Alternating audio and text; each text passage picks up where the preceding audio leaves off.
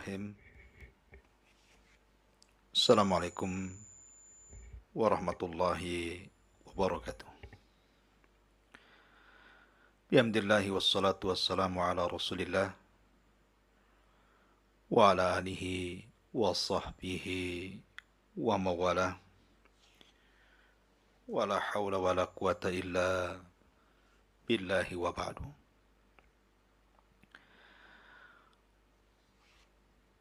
Alhamdulillah, di pagi hari ini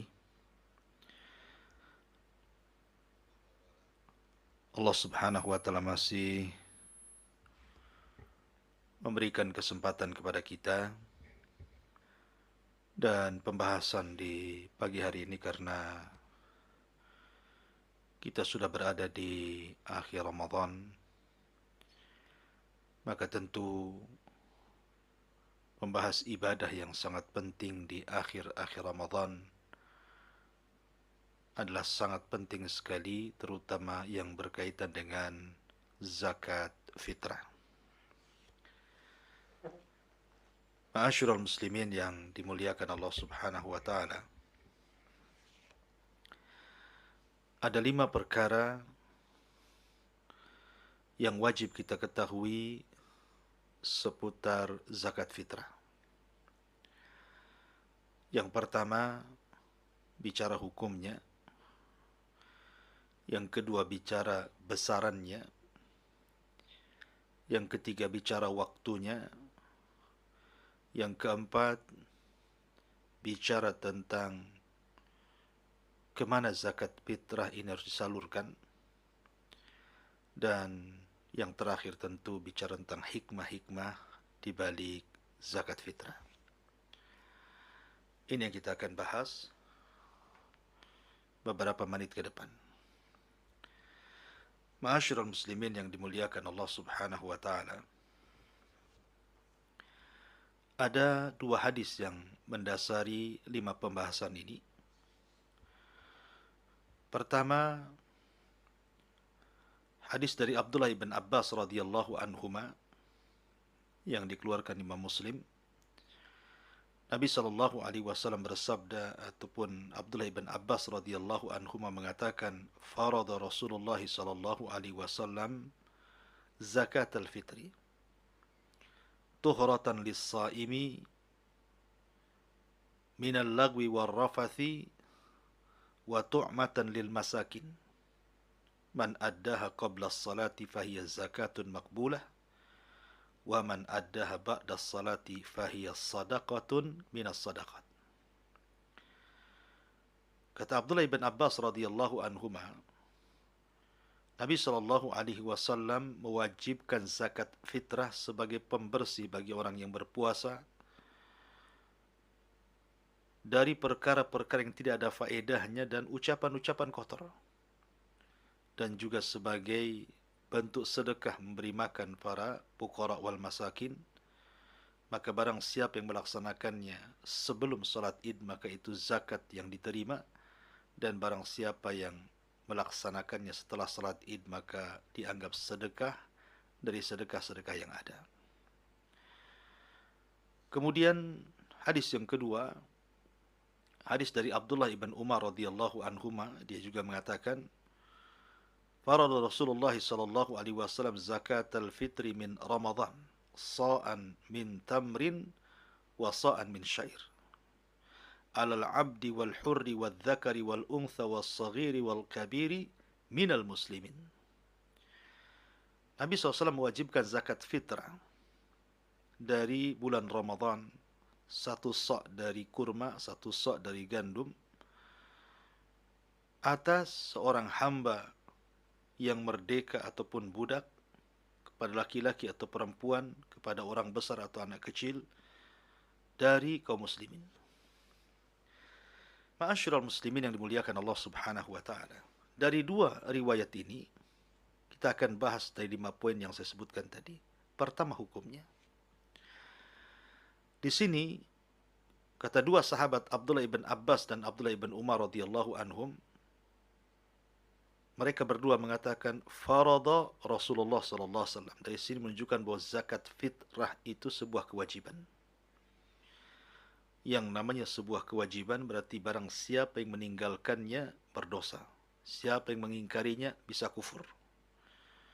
Karena ini adalah perintah Allah dan juga perintah Nabi sallallahu alaihi wasallam, maka tidak boleh seseorang meninggalkan kewajiban zakat fitrah ini. Ini yang pertama. Yang kedua besarannya. Dalam riwayat Abdullah ibn Umar radhiyallahu anhuma dijelaskan sa'an min tamrin wa sa'an min syair. Satu sa' dari kurma dan satu sa' dari gandum. Sebagai gambaran, satu sa' itu 4 mud. 4 mud itu 4 telapak tangan seperti ini. Jadi kalau saya ambil beras 1, 2, 3, 4, berarti 4 mud ini satu sa'. Itulah kadar daripada besaran zakat fitrah. Masalahnya karena tangan seseorang itu berbeda-beda, ada yang besar, ada yang kecil, maka kemudian para ulama berusaha untuk mencari hitungan dengan cara kilo.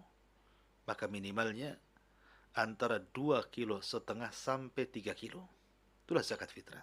Kalaupun lebih maka lebih baik, karena itu bagian daripada sedekah. Maknanya bukan hanya sekedar zakat fitrah yang Anda tunaikan, tapi di balik itu ada sedekahnya. Itu kalau seandainya lebih. Ma'asyiral muslimin yang dimuliakan Allah Subhanahu wa taala. Kemudian yang ketiga, waktunya.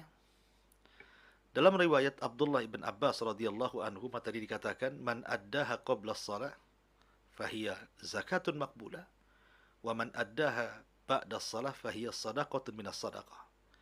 Barang siapa yang melaksanakannya sebelum salat berarti dianggap zakat yang diterima. Barang siapa yang melaksanakannya setelah salat berarti bukan zakat tetapi sedekah dari sedekah-sedekah yang ada.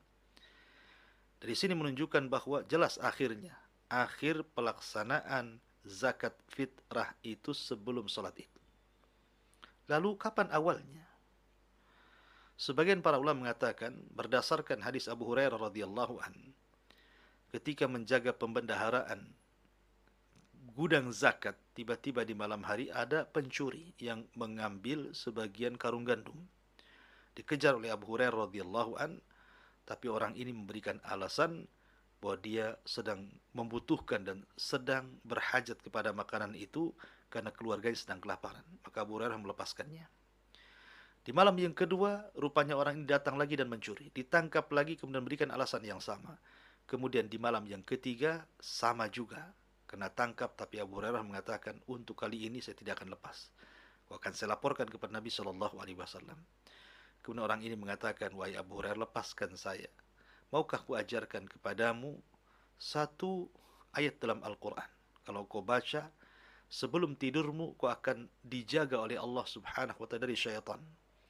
Kemudian orang ini mengatakan, bacalah ayat kursi. Keesokan harinya, Nabi SAW menjelaskan siapa yang 3 hari berturut-turut mencuri gudang zakat itu. Maka Rasul mengatakan, tahukah engkau ya Abu Hurairah siapa dia? Kata Abu Hurairah, Allah wa Rasulullah alam. Kata Rasul, dialah syaitan. Sadaqaka wa huwa kadhub. Dia dalam hal ini mengajarkan surah ayat kursi benar, tetapi kebanyakan mereka adalah para pendusta. Di sini disebut 3 hari. Sehingga para ulama membolehkan mengeluarkan zakat fitrah itu 3 hari sebelum Id. Atau 2 hari atau 1 hari sebelum Id dibolehkan. Dalam rangka tausiah, hanya sekedar meluaskan waktu. Karena mungkin di antara orang ada yang tidak sempat zakat di malam hari Id. Apalagi ketika habis sholat subuh sebelum imam naik mimbar ke atas khatib Id. Tetapi seafdal-afdalnya orang mengeluarkan zakat itu adalah setelah subuh sampai khatib naik mimbar di sholat Id. Ma'asyiral muslimin yang dimuliakan Allah Subhanahu wa ta'ala. Pembahasan yang keempat tentang kemana zakat itu harus didistribusikan, diarahkan kemana. Kita tahu bahwa secara umum di dalam Al-Quranul Karim Allah Subhanahu wa ta'ala berfirman tentang masarib zakat dalam surah yang ma'ruf yang mungkin sebagian kita menghafalnya. Innamas sadaqatu lil fuqara'i wal masakin wal 'amilina 'alaiha wal mu'allafati qulubuhum wa fir riqabi wal gharimina wa fi sabilillahi wa ibnis sabil faridatan minallah wallahu alimun hakim. Dari surah At-Taubah ini ada 8 asnaf. Sedekah itu dialirkan. Pertama kepada fuqara, yang kedua kepada orang-orang miskin, yang ketiga kepada orang-orang yang bekerja sebagai amil zakat, yang keempat kepada orang-orang yang hendak dilembutkan hatinya, yang kelima kepada budak yang hendak memerdekakan dirinya, yang keenam, yang ketujuh orang yang berjalan di jalan Allah Subhanahu wa taala, perang ataupun talabul ilmi, dan yang kedelapan ibnus sabil, orang yang sedang safar. 8 asnaf ini berlaku kepada zakat atau sedekah. Akan tapi khusus zakat fitrah berdasarkan hadis yang tadi kita baca, hadis daripada Abdullah ibn Umar radhiyallahu anhuma, ketika dia mengatakan bahwa Nabi SAW mewajibkan zakat fitrah di bulan Ramadan, 1 sok dari tamar, 1 sok dari gandum, kepada hamba yang merdeka ataupun hamba sahaya, kepada laki-laki dan perempuan atau kepada anak-anak dan juga orang besar, minal muslimin, dari orang-orang yang beriman. Kemudian dalam hadis Abdullah ibn Abbas radhiyallahu anhuma, di sini ada kata-kata wa ta'matan lil masakin, dan zakat fitrah itu dalam rangka memberi makan fakir miskin. Maka dari hadis Abdullah ibn Umar umum bahwa zakat fitrah itu dilakukan siapa saja, baik Anda puasa atau tidak, baik Anda kecil atau besar, baik Anda sakit atau sehat, baik Anda mukim ataupun safar, tetap Anda keluarkan zakat. Kemudian dalam hadis Abdullah ibn Abbas radhiyallahu anhu menunjukkan kepada siapa zakat itu disalurkan, tu'matan lil masakin, kepada orang miskin. Dari sini kata para ulama bahwa distribusi zakat fitrah itu hanya kepada fuqara wal masakin, berbeda dengan zakat mal yang ke-8 asnaf itu. Tentu alasannya hadis ini, dan alasannya yang kedua karena Nabi SAW dan juga para sahabatnya tidak pernah membagikan zakat fitrah itu ke-8 asnaf kecuali kepada fuqara dan juga al-masakin. Artinya sudah clear bahwa penyaluran zakat fitrah itu hanya kepada fuqara wal masakin, bukan kepada yang lainnya. Kemudian yang terakhir, pembahasan terakhir tentang hikmah di balik zakat fitrah ini. Ma'asyiral muslimin yang dimuliakan Allah Subhanahu wa taala. Adapun hikmah yang sangat luar biasa di zakat fitrah ini. Pertama, zakat fitrah ini adalah sebuah ibadah. Tentu yang namanya ibadah adalah tauqifiyah, terima jadi dari Allah Subhanahu wa taala. Ketika kita zakat fitrah, artinya kita melaksanakan perintah Allah dan Rasulnya.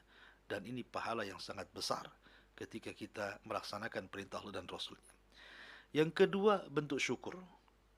Bahwa zakat ini adalah bentuk syukur kepada Allah Subhanahu wa taala, karena kita sudah diberikan nikmat oleh Allah Subhanahu wa taala, mampu lezat dengan ibadah di bulan Ramadan, bisa tarawih, bisa puasa, bisa baca Quran. Maka sebagai bentuk syukurnya, di akhir Ramadan kita keluarkan zakat fitrah. Kemudian juga yang nomor 3 di antara faedah zakat fitrah itu adalah tarbiyah, khususnya kepada kepala rumah tangga.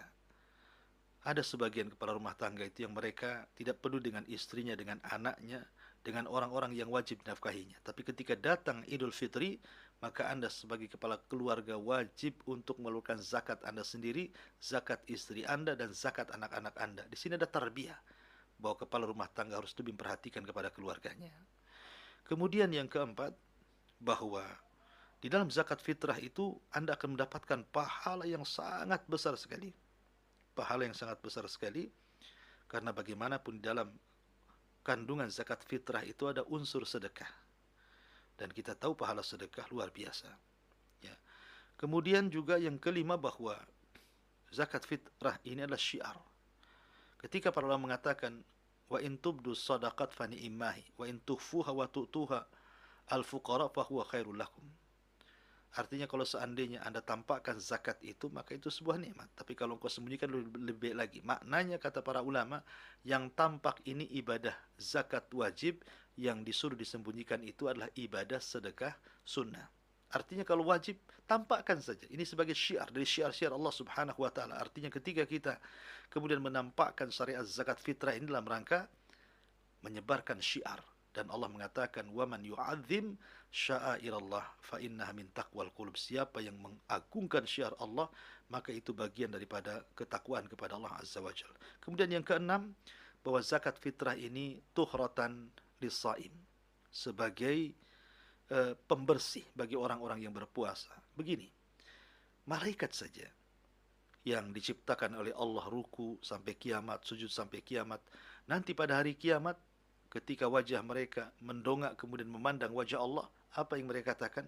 Subhanak ma abadna, subhanak ma suci engkau ya Rabb, ma abadnaka haqqal ibadah, kami belum bisa menyembah engkau dengan sebenar-benar penyembahan ya Rabb. Itu ucapan malaikat pada ruku sampai kiamat, sujud sampai kiamat, sejak diciptakan sampai kiamat dibangkitkan. Tapi mereka mengatakan, ma'abadnaka haqqal ibadah, kami belum bisa menyembahmu sesempurna mungkin ya Rabb, kami masih banyak kekurangan. Itu malaikat, apalagi kita. Mungkin saat berpuasa Anda bergibah, saat berpuasa Anda berdusta, saat berpuasa Anda mencaci, saat berpuasa Anda memaki, saat berpuasa Anda ngomong apa saja yang terkandung dosa. Maka dengan adanya zakat fitrah itu bisa membuang itu semuanya. Kalau dalam solat itu ada namanya sujud sahwi untuk menyempurnakan solat, maka dalam puasa itu ada zakat fitrah untuk menyempurnakan puasa. Untuk menyempurnakan puasa, ya kan? Kemudian juga yang terakhir, tu'matan lil masakin, karena faedah zakat fitrah itu dalam rangka memberi makan fakir miskin. Kita tahu bahwa orang-orang yang berpuasa di bulan Ramadan, tidak semua puasa. Ada orang tua yang tidak bisa puasa. Ada orang sakit tidak bisa berpuasa. Ada anak-anak tidak berpuasa. Tapi kenapa mereka diwajibkan semuanya untuk bayar zakat? Sampai-sampai Rasul mengatakan zakat itu berlaku kepada hamba sahaya, kepada orang merdeka, kepada anak-anak, kepada orang tua, kepada laki-laki, kepada perempuan. Mutlak. Mau puasa, mau tidak, tetap zakat fitrah. Sementara Rasul mengatakan bahwa zakat fitrah ini adalah pembersih bagi orang yang berpuasa. Anak-anak tidak puasa, orang tua yang sakit tidak puasa. Mungkin orang yang safar tidak puasa. Bagaimana dikatakan kemudian tuhratan lisaim sebagai pembersih bagi orang yang berpuasa? Hadis ini tidak sampai di sini, tapi ada kata-kata wa tu'matan lil masakin, sebagai memberi makan, sedekah kepada fakir miskin. Artinya yang berpuasa berlaku membersihkan puasanya, bagi yang tidak berpuasa itu bagian daripada sedekah yang disedekahkan memberi makan fuqara dan juga al-masakin. Ma'asyiral muslimin yang dimuliakan Allah Subhanahu wa taala, intinya bahwa zakat fitrah ini hikmahnya luar biasa. Tetapi harus Anda bedakan bahwa ada perbedaan antara zakat fitrah dengan zakat mal. Kalau zakat fitrah itu sesuai dengan namanya. Ada yang mengatakan fitrah itu diambil dari fitri, artinya berbuka, kembali berbuka. Makanya kenapa dikeluarkan seafdal-afdalnya zakat fitrah itu ketika selepas subuh sampai khatib naik mimbar menunjukkan Anda tidak puasa di hari itu. Maka disebut fitr, zakatul fitr, zakat kembali kepada berbuka. Ada juga yang mengatakan fitri di sini fitrah artinya jiwa. Ya, jadi itu zakatnya jiwa, ya kan? Berbeda dengan zakat mal, ya zakatnya harta. Jadi kalau seandainya zakat jiwa itu membersihkan jiwa, kalau zakat mal itu membersihkan harta.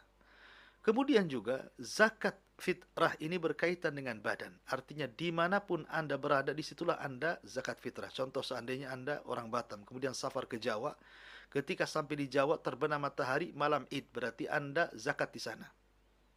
Atau orang Padang ke Batam, sampai di Batam terbenam matahari malam Id, maka Anda zakat di Batam. Karena zakat fitrah itu mengikuti badan kita. Beda dengan zakat mal. Ya, zakat mal bisa didistribusikan kepada orang-orang tempatan. Tu'khadhu min aghniyaihim wa turaddu ila fuqaraihim. Ambil dari orang kaya tempatan, disalurkan kepada orang-orang miskin tempatan. Kemudian juga dari nisab juga tentu akan berbeda. Karena zakat mal itu 2,5%, tapi zakat fitrah itu hanya 2,5 kilo sampai 3 kilo beras. Kemudian juga zakat fitrah ya, berlaku kepada semuanya. Anak-anak, perempuan, laki-laki, orang dewasa, orang sakit, orang sehat, orang safar, orang mukim berlaku. Tapi zakat mal tidak. Hanya berlaku kepada orang yang punya harta dan kalau sudah sampai nisabnya. Kalau belum, maka tidak wajib zakat. Ma'asyiral muslimin yang dimuliakan Allah Subhanahu wa taala, inti semua ini adalah bahwa zakat fitrah itu sebuah kewajiban, jangan sampai ditinggalkan, maka manfaatnya besar bahwa bisa menambal kekurangan-kekurangan kita saat kita berpuasa di bulan Ramadan, sehingga ketika betul-betul kita keluar Ramadan dengan zakat fitrah, sempurnalah pahala puasa kita yang akan sampai kepada Allah Subhanahu wa taala. Ma'asyiral muslimin yang dimuliakan Allah Subhanahu wa taala, kita tahu bahwa zakat adalah sebuah kewajiban yang diwajibkan Allah Subhanahu wa taala kepada kita. Bahkan zakat ini satu di antara rukun Islam. Sebuah hadis dari Abdullah ibn Abbas radhiyallahu anhuma, Nabi sallallahu alaihi wasallam bersabda, "Farada Rasulullah sallallahu alaihi wasallam zakat al-fitri tuhratan lis-saimi minal lagwi war rafathi wa tu'matan lil masakini man addaha qabla as-salati fahiya zakatun maqbulatun wa man addaha ba'da as-salati fahiya sadaqatun minas sadaqat." Kata Nabi sallallahu alaihi wasallam bahwa beliau mewajibkan untuk membayar zakat fitrah sebagai pembersih bagi orang-orang yang berpuasa dari perbuatan sia-sia dan ucapan-ucapan kotor ketika puasa, dan juga memberi makan bagi fakir miskin. Maka barang siapa yang melaksanakan sebelum salat, maka itu adalah zakat yang diterima. Tapi barang siapa yang memberikan zakat setelah salat Id, maka dianggap sedekah dari sedekah-sedekah yang ada. Ma'asyiral muslimin yang dimuliakan Allah Subhanahu wa taala. Bahkan Al-Imam Adz-Dzahabi rahimahullahu taala memasukkan orang yang tidak mau bayar zakat karena kebakhilannya, dianggap dia telah melakukan dosa besar dan ancamannya berat pada hari kiamat. Ada 3 hadis tentang ancaman orang yang tidak mau bayar zakat. Perhatikan. Pertama, riwayat Muslim. Nabi SAW mengatakan, "Wala sahibi kanzin la yaf'alu fihi haqqahu illa ja'a kanzuhu yawmal qiyamah syuja'an aqra yatba'uhu fatihan fa idza atahu farra minhu fayunadihi khud kanzaka alladhi khaba'tahu fa ana anhu ghani fa idza ra'a alla budda minhu salaka yadahu fi fihi fayaqdhamuha qadmal fahli." Kata Nabi SAW, tidaklah pemilik harta simpanan yang tidak melakukan haknya padanya, kecuali harta simpanannya akan datang pada hari kiamat sebagai seekor ular jantan aqra yang akan mengikutinya dengan membuka mulutnya. Jika ular itu mendatanginya, pemilik harta simpanan itu lari darinya. Lalu ular itu akan memanggilnya, "Ambillah harta simpananmu yang telah engkau sembunyikan di dunia. Aku tidak membutuhkannya." Maka ketika pemilik harta itu melihat bahwa dia tidak dapat menghindar darinya, dia memasukkan tangannya ke dalam mulut ular tersebut, maka ular tersebut memakannya sebagaimana binatang jantan memakan makanannya. Na'udzubillah. Kemudian juga hadis Nabi SAW yang dikeluarkan Imam Bukhari. Kata Nabi SAW, "Man atahu Allahu malan falam yuaddi zakatahu muthila lahu maluhu yawmal qiyamah syuja'an aqra lahu zabibatan yutawwiquhu yawmal qiyamah thumma ya'khudhu bilihzi mataihi ya'ni bishiddiqaihi thumma yaqulu ana maluka ana kanzuka thumma tala qawlahu ta'ala wala yahsabanna alladhina yabkhaluna bima wala yahsabanna alladhina yabkhaluna bima atahumullahu min fadli huwa khairan lahum bal huwa syarrun lahum sayutawwaquna ma bakhilu bihi yawmal qiyamah walillahi mirathus samawati wal ard wallahu bima ta'maluna khabir. Nabi SAW mengatakan barang siapa diberi harta oleh Allah, lalu dia tidak menunaikan zakatnya, pada hari kiamat hartanya dijadikan untuknya menjadi seekor ular jantan akra. Maksudnya yang kulit kepalanya rontok karena di kepalanya terkumpul banyak racun. Yang berusaha menerkam, yang berbusa dua sudut mulutnya.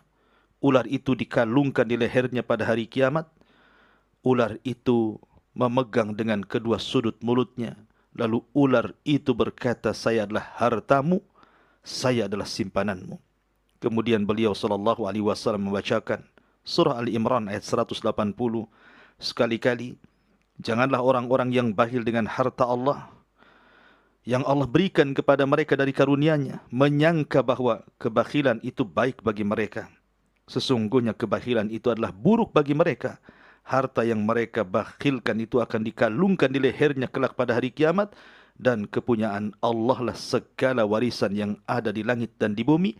Dan Allah mengetahui apa yang kau kerjakan. Kemudian juga hadis yang ketiga. Hadis yang dikeluarkan Imam Muslim. Nabi SAW mengatakan, ma min sahibi dhahabin wala fiddatin wala yuaddi minha haqqaha illa idza kana yaumul qiyamah suffihat lahu safaiha min narin fa uhmiya 'alaiha fi nari jahannam fayuqwa biha jambuhu wa jabinuhu wa dhahruhu kullama baradat u'idat lahu fi yaumin kana miqdaruhu 50,000 sanah hatta yuqda bainal ibad fayara sabilahu imma ilal jannah wa imma ilal nar.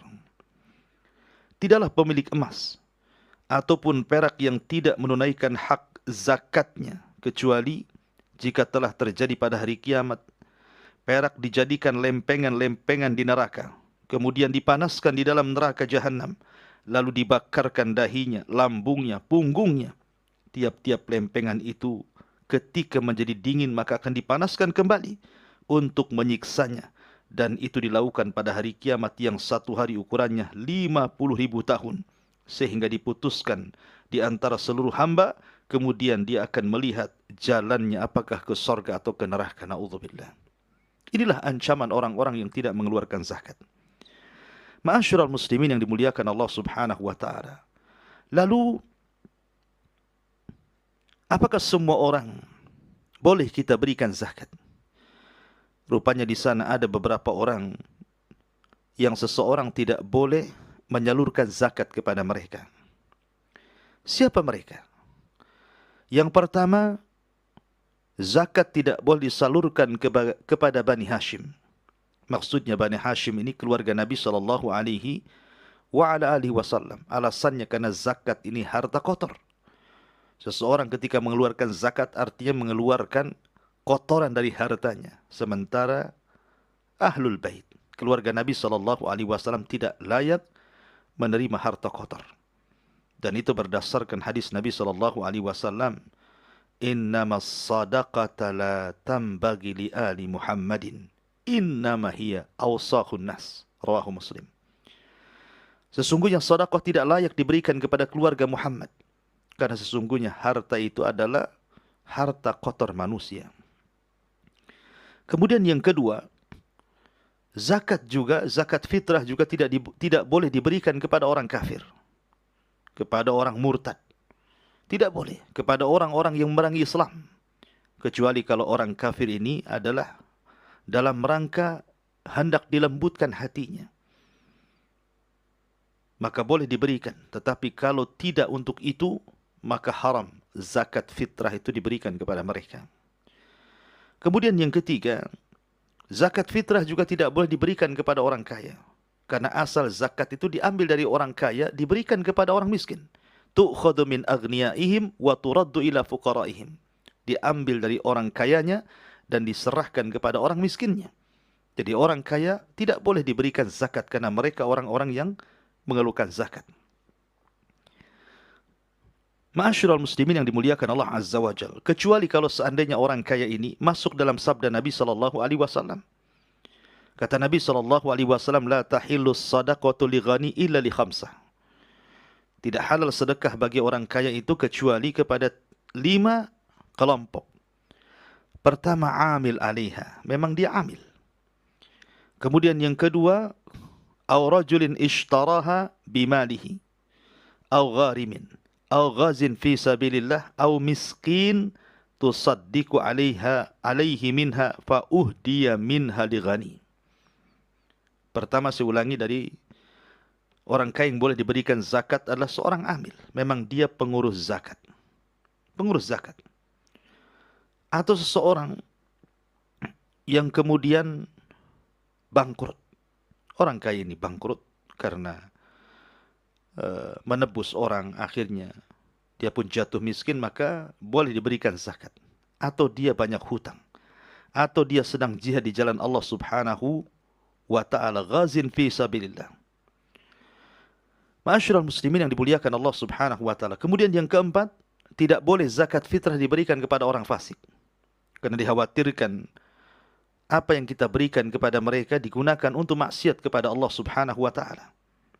Maka orang fasik, pendapat yang kuat, tidak boleh diberikan zakat. Walaupun ada khilaf di antara ulama, selama dia masih muslim, sebagian ulama bolehkan. Tapi pendapat yang kuat, orang fasik tidak berhak mendapatkan zakat. Karena dikhawatirkan kemudian zakat itu, harta itu akan digunakan untuk maksiat kepada Allah Subhanahu wa ta'ala. Kecuali maksudnya untuk anak-anaknya. Karena anak-anaknya tidak tersangkut dengan dosa bapaknya.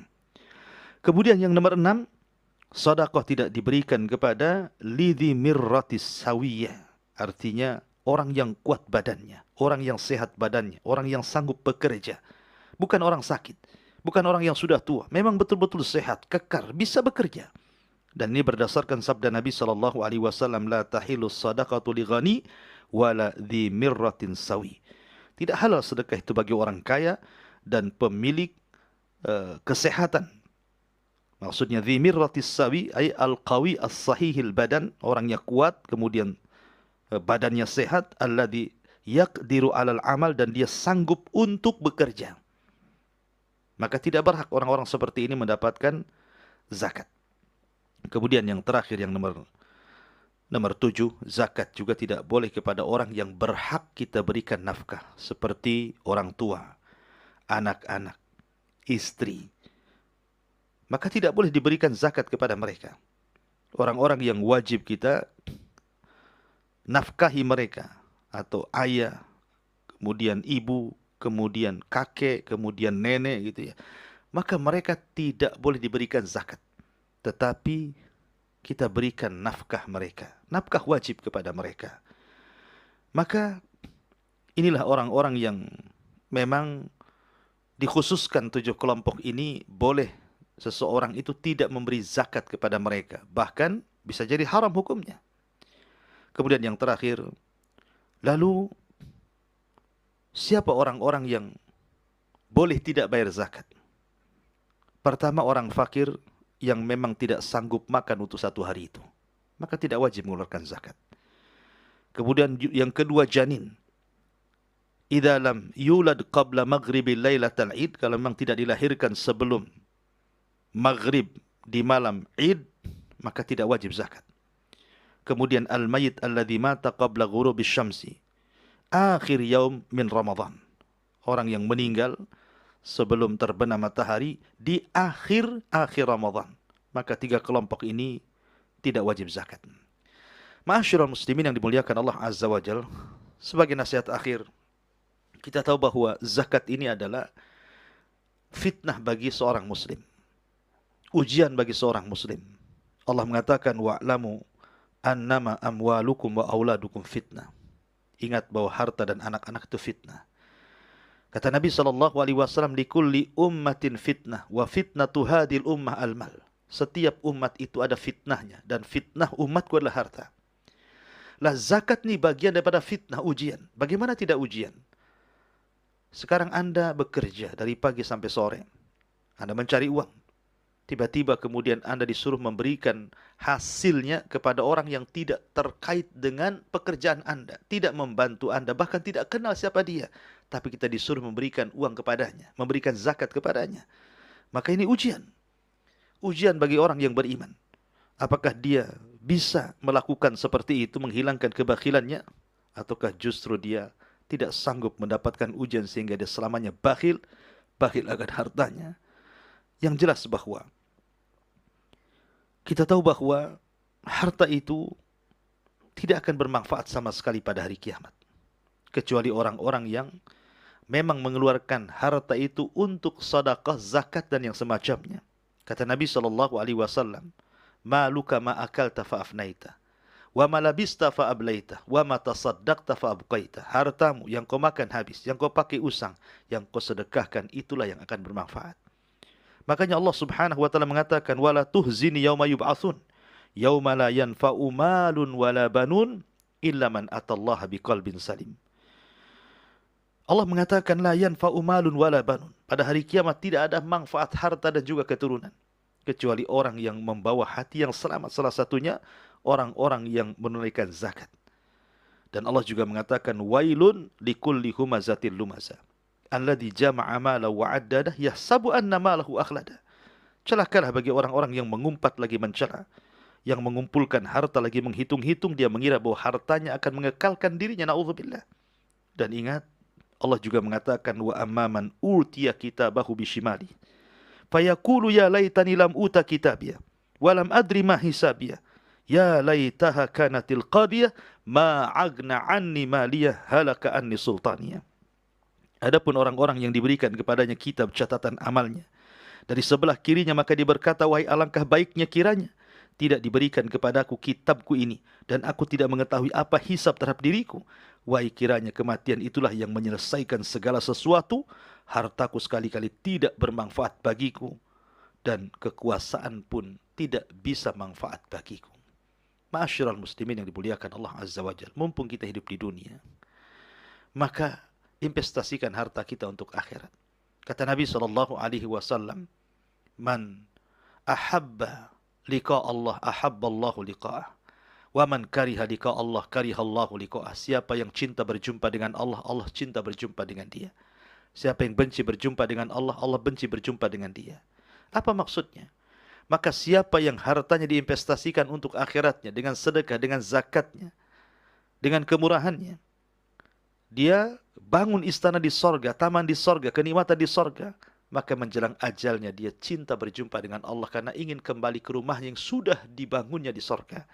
Tapi siapa yang menanamkan investasinya di dunia, tidak ada satu pun hartanya untuk akhiratnya, maka saat kematiannya dia benci berjumpa dengan Allah, karena dia harus meninggalkan rumahnya, istananya, dan begitu seterusnya, sehingga Allah pun benci berjumpa dengan dia. Ma'asyiral muslimin yang dimuliakan Allah Subhanahu wa taala, kita tahu bahwa zakat adalah sebuah kewajiban yang diwajibkan Allah Subhanahu wa taala kepada kita. Bahkan zakat ini satu di antara rukun Islam.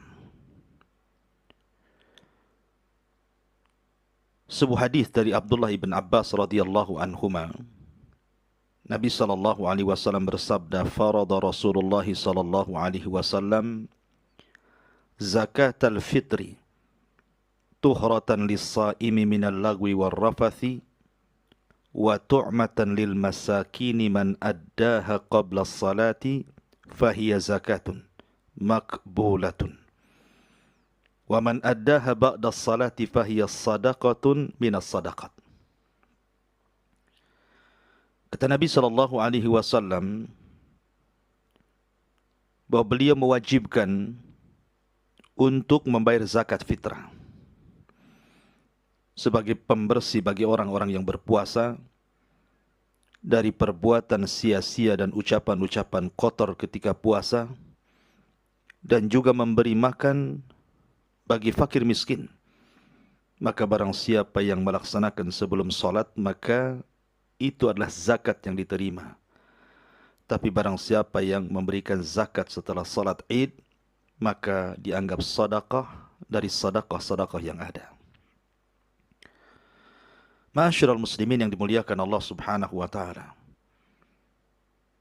Bahkan Al-Imam Adz-Dzahabi rahimahullahu taala memasukkan orang yang tidak mau bayar zakat karena kebakhilannya, dianggap dia telah melakukan dosa besar dan ancamannya berat pada hari kiamat. Ada 3 hadis tentang ancaman orang yang tidak mau bayar zakat. Perhatikan. Pertama, riwayat Muslim. Nabi SAW mengatakan, wala sahibi kanzin la yaf'alu fihi haqqahu illa ja'a kanzuhu yawmal qiyamah syuja'an aqra yatba'uhu fatihan fa idza atahu farra minhu fayunadihi khud kanzaka alladhi khaba'tahu fa ana anhu ghani fa idza ra'a an la budda minhu salaka yadahu fi fihi fayaqdhamuha qadmal fahli. Kata Nabi SAW, tidaklah pemilik harta simpanan yang tidak melakukan haknya padanya, kecuali harta simpanannya akan datang pada hari kiamat sebagai seekor ular jantan aqra yang akan mengikutinya dengan membuka mulutnya. Jika ular itu mendatanginya, pemilik harta simpanan itu lari darinya. Lalu ular itu akan memanggilnya, ambillah harta simpananmu yang telah engkau sembunyikan di dunia. Aku tidak membutuhkannya. Maka ketika pemilik harta itu melihat bahwa dia tidak dapat menghindar darinya, dia memasukkan tangannya ke dalam mulut ular tersebut, maka ular tersebut memakannya sebagaimana binatang jantan memakan makanannya. Na'udzubillah. Kemudian juga hadis Nabi SAW yang dikeluarkan Imam Bukhari. Kata Nabi SAW, man atahu Allahu malan falam yuaddi zakatahu muthila lahu maluhu yawmal qiyamah syuja'an aqra lahu zabibatan yutawwiquhu yawmal qiyamah thumma ya'khudhu bilihzi mataihi ya'ni bishiddiqaihi thumma yaqulu ana maluka ana kanzuka thumma tala qawlahu ta'ala wala yahsabanna alladhina yabkhaluna bima wala yahsabanna alladhina yabkhaluna bima atahumullahu min fadli huwa khairan lahum bal huwa syarrun lahum sayutawwaquna ma bakhilu bihi yawmal qiyamah walillahi mirathus samawati wal ard wallahu bima ta'maluna khabir. Nabi SAW mengatakan, barang siapa diberi harta oleh Allah lalu dia tidak menunaikan zakatnya, pada hari kiamat hartanya dijadikan untuknya menjadi seekor ular jantan aqra. Maksudnya yang kulit kepalanya rontok karena di kepalanya terkumpul banyak racun. Yang berusaha menerkam, yang berbusa 2 sudut mulutnya. Ular itu dikalungkan di lehernya pada hari kiamat. Ular itu memegang dengan kedua sudut mulutnya. Lalu ular itu berkata, saya adalah hartamu, saya adalah simpananmu. Kemudian beliau SAW membacakan surah Ali Imran ayat 180. Sekali-kali, janganlah orang-orang yang bakhil dengan harta Allah, yang Allah berikan kepada mereka dari karunia-Nya, menyangka bahwa kebakhilan itu baik bagi mereka. Sesungguhnya kebakhilan itu adalah buruk bagi mereka. Harta yang mereka bakhilkan itu akan dikalungkan di lehernya kelak pada hari kiamat. Dan kepunyaan Allah lah segala warisan yang ada di langit dan di bumi. Dan Allah mengetahui apa yang kau kerjakan. Kemudian juga hadis yang ketiga. Hadis yang dikeluarkan Imam Muslim. Nabi SAW mengatakan, ma min sahibi dhahabin wala fiddatin wala yuaddi minha haqqaha illa idza kana yaumul qiyamah suffihat lahu safaiha min narin fa uhmiya 'alaiha fi nari jahannam fayuqwa biha jambuhu wa jabinuhu wa dhahruhu kullama baradat u'idat lahu fi yaumin kana miqdaruhu 50,000 sanah hatta yuqda bainal ibad fayara sabilahu imma ilal jannah wa imma ilan nar.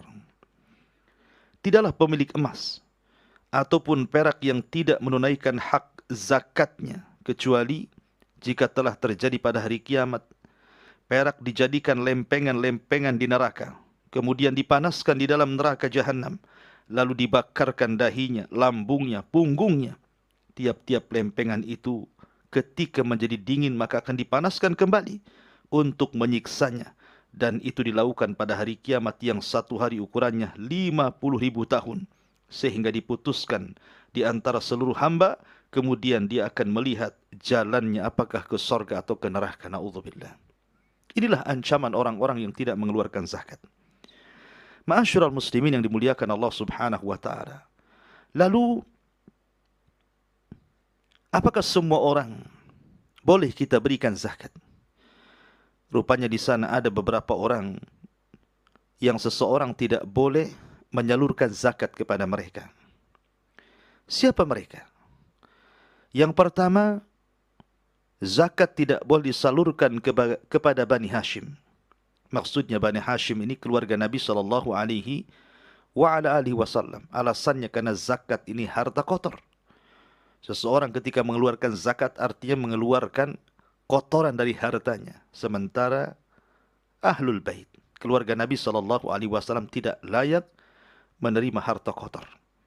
Dan itu berdasarkan hadis Nabi sallallahu alaihi wasallam, "Innamas sadaqata la tambagi li ali Muhammadin, innama hiya awsaqun nas." Rawahu Muslim. Sesungguhnya sedekah tidak layak diberikan kepada keluarga Muhammad, karena sesungguhnya harta itu adalah harta kotor manusia. Kemudian yang kedua, zakat fitrah juga tidak boleh diberikan kepada orang kafir, kepada orang murtad. Tidak boleh kepada orang-orang yang memerangi Islam, kecuali kalau orang kafir ini adalah dalam rangka hendak dilembutkan hatinya, maka boleh diberikan. Tetapi kalau tidak untuk itu, maka haram zakat fitrah itu diberikan kepada mereka. Kemudian yang ketiga, zakat fitrah juga tidak boleh diberikan kepada orang kaya. Karena asal zakat itu diambil dari orang kaya, diberikan kepada orang miskin. Tu'khadhu min aghniyaihim wa turaddu ila fuqaraihim. Diambil dari orang kayanya dan diserahkan kepada orang miskinnya. Jadi orang kaya tidak boleh diberikan zakat karena mereka orang-orang yang mengeluhkan zakat. Ma'asyiral muslimin yang dimuliakan Allah Azza wa Jalla, kecuali kalau seandainya orang kaya ini masuk dalam sabda Nabi sallallahu alaihi wasallam. Kata Nabi sallallahu alaihi wasallam, "La tahillu shadaqatu li ghani illa li khamsah." Tidak halal sedekah bagi orang kaya itu kecuali kepada 5 kelompok. Pertama, amil alaiha, memang dia amil. Kemudian yang kedua, aw rajulin ishtaraha bimalihi, aw gharimin, aw ghazin fi sabilillah, aw miskin tusaddiqu alaihi minha fa uhdiya minha li ghani. Pertama, saya ulangi, dari orang kaya yang boleh diberikan zakat adalah seorang amil. Memang dia pengurus zakat. Pengurus zakat. Atau seseorang yang kemudian bangkrut. Orang kaya ini bangkrut karena menebus orang, akhirnya dia pun jatuh miskin, maka boleh diberikan zakat. Atau dia banyak hutang. Atau dia sedang jihad di jalan Allah Subhanahu wa ta'ala, ghazin fi sabilillah. Ma'asyiral muslimin yang dimuliakan Allah Subhanahu wa ta'ala. Kemudian yang keempat, tidak boleh zakat fitrah diberikan kepada orang fasik. Karena dikhawatirkan apa yang kita berikan kepada mereka digunakan untuk maksiat kepada Allah Subhanahu wa ta'ala. Maka orang fasik, pendapat yang kuat, tidak boleh diberikan zakat. Walaupun ada khilaf di antara ulama, selama dia masih muslim, sebagian ulama bolehkan. Tapi pendapat yang kuat, orang fasik tidak berhak mendapatkan zakat. Karena dikhawatirkan kemudian zakat itu, harta itu akan digunakan untuk maksiat kepada Allah Subhanahu wa ta'ala. Kecuali maksudnya untuk anak-anaknya, karena anak-anaknya tidak tersangkut dengan dosa bapaknya.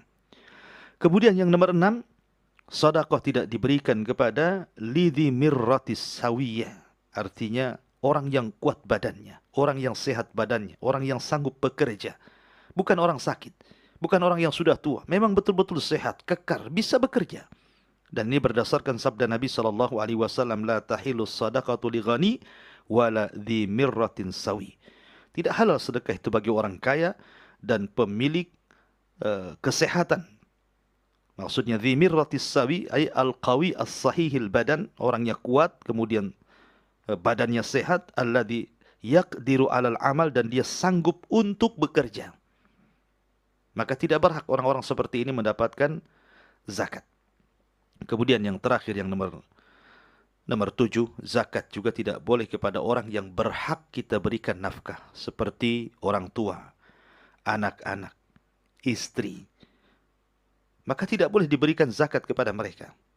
Orang-orang yang wajib kita nafkahi mereka, atau ayah, kemudian ibu, kemudian kakek, kemudian nenek gitu ya. Maka mereka tidak boleh diberikan zakat. Tetapi kita berikan nafkah mereka. Nafkah wajib kepada mereka. Maka inilah orang-orang yang memang dikhususkan 7 kelompok ini, boleh seseorang itu tidak memberi zakat kepada mereka. Bahkan bisa jadi haram hukumnya. Kemudian yang terakhir, lalu siapa orang-orang yang boleh tidak bayar zakat? Pertama, orang fakir yang memang tidak sanggup makan untuk 1 hari itu, maka tidak wajib mengeluarkan zakat. Kemudian yang kedua, janin. Idza lam yulad qabla maghribil lailatal id, kalau memang tidak dilahirkan sebelum maghrib di malam id, maka tidak wajib zakat. Kemudian al-mayyit alladzi mata qabla ghurubisy syamsi akhir yaum min Ramadan, orang yang meninggal sebelum terbenam matahari di akhir Ramadan, maka 3 kelompok ini tidak wajib zakat. Ma'asyiral muslimin yang dimuliakan Allah Azza wa Jalla, sebagai nasihat akhir, kita tahu bahwa zakat ini adalah fitnah bagi seorang muslim, ujian bagi seorang muslim. Allah mengatakan, wa'lamu annama amwalukum wa auladukum fitnah. Ingat bahwa harta dan anak-anak itu fitnah. Kata Nabi SAW, likulli ummatin fitnah, wa fitnatu hadil ummah al-mal. Setiap umat itu ada fitnahnya, dan fitnah umatku adalah harta. Lah, zakat ini bagian daripada fitnah, ujian. Bagaimana tidak ujian? Sekarang Anda bekerja dari pagi sampai sore. Anda mencari uang. Tiba-tiba kemudian Anda disuruh memberikan hasilnya kepada orang yang tidak terkait dengan pekerjaan Anda, tidak membantu Anda, bahkan tidak kenal siapa dia.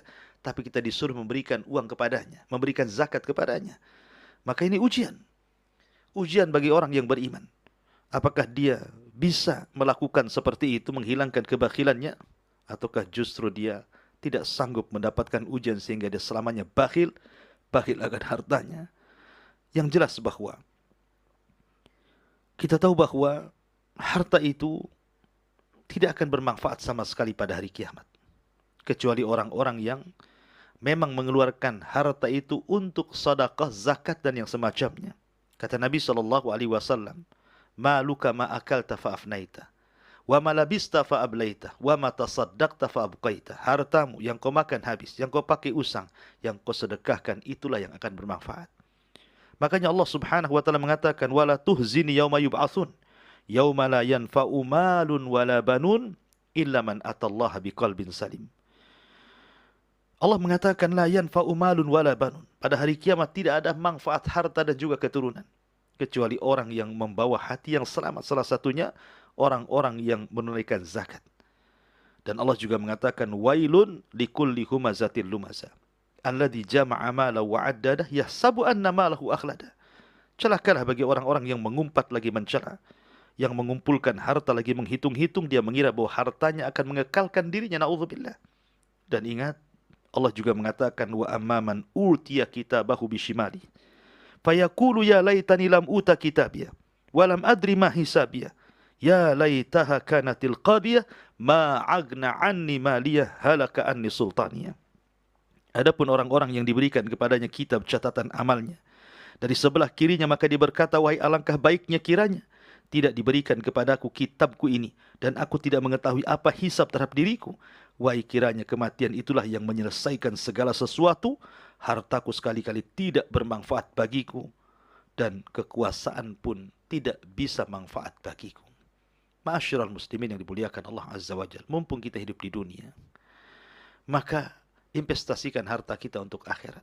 Kata Nabi SAW, man ahabba liqa Allah ahabba Allahu liqa'ah, Wa man kariha liqa Allah karihallahu liqa'ah. Siapa yang cinta berjumpa dengan Allah, Allah cinta berjumpa dengan dia. Siapa yang benci berjumpa dengan Allah, Allah benci berjumpa dengan dia. Apa maksudnya? Maka siapa yang hartanya diinvestasikan untuk akhiratnya dengan sedekah, dengan zakatnya, dengan kemurahannya, dia bangun istana di sorga, taman di sorga, kenikmatan di sorga, maka menjelang ajalnya dia cinta berjumpa dengan Allah karena ingin kembali ke rumah yang sudah dibangunnya di sorga. Tapi siapa yang menanamkan investasinya di dunia, tidak ada satu pun hartanya untuk akhiratnya, maka saat kematiannya dia benci berjumpa dengan Allah. Karena dia harus meninggalkan rumahnya, istananya, dan begitu seterusnya. Sehingga Allah pun benci berjumpa dengan dia.